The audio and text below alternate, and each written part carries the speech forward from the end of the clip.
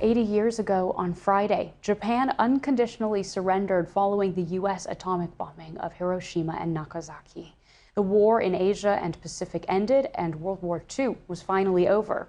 Soldiers from parts of Britain's then empire, including what was called West and East Africa, as well as hundreds of thousands of soldiers from undivided India, fought alongside the Allies in brutal battles, difficult terrain, and extreme weather conditions. Kavita Puri met one veteran at his home in London.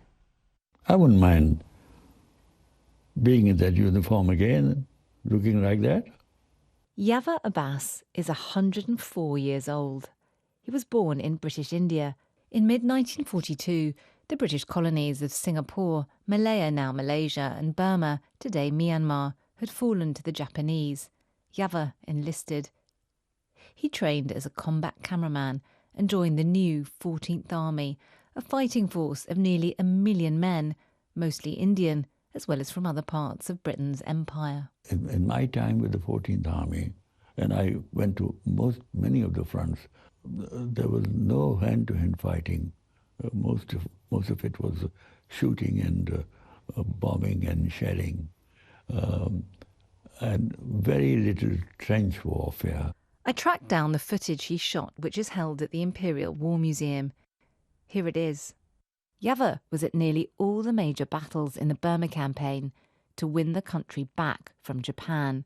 At the crucial Battle of Mandalay, he wanted to get as close to the action as he could, so he climbed on top of a tank in the middle of the fighting. That's one of the crazy things that young people do. I literally climbed on the top of the tank to get a much better shot, and suddenly the parapet opened and the head popped up. It must be the tank commander. He said, "What the hell are you doing here?" I said, "Get down straight away." So I had to get down. Yava Abbas would have filmed on a camera like this, and it's heavy, and he would have looked down the viewfinder, and he was filming on 35mm. It was black and white, and it was just a minute of reel. Japan unconditionally surrendered on the 15th of August 1945 after atomic bombs were dropped on Hiroshima and Nagasaki. You were part of the occupying forces in Japan, and you went to Hiroshima, didn't you, just a few months afterwards? Yes. Hiroshima itself was completely razed. With just one building standing up with a dome, broken dome. Nothing left there, absolutely. It haunts me. But for those few left, who were there, who saw the horrors of war, it's complicated today to think of the legacy. I wonder whether we learnt from the lessons of the past.